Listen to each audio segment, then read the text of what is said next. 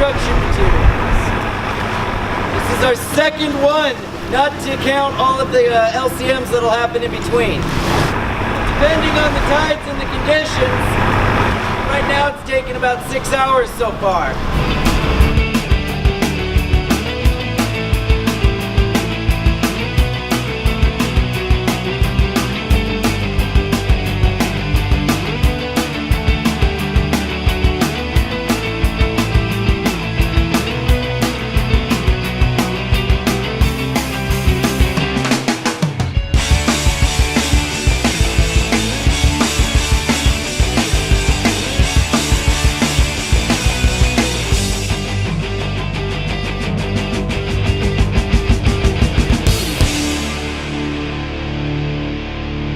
Right now we're getting ready to mix our 9th yard of concrete down here. When we're done here, we're going to take it up to the hillside, pour it through the pump, and it'll end up being foundation for cabin number 5. We poured upwards of 45 yards of concrete.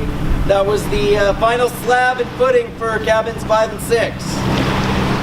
The next step in the project is pouring the footings for cabins 1 through 4, getting the steel tied so we can pour the slabs and start framing. Daniel Dillard, signing off.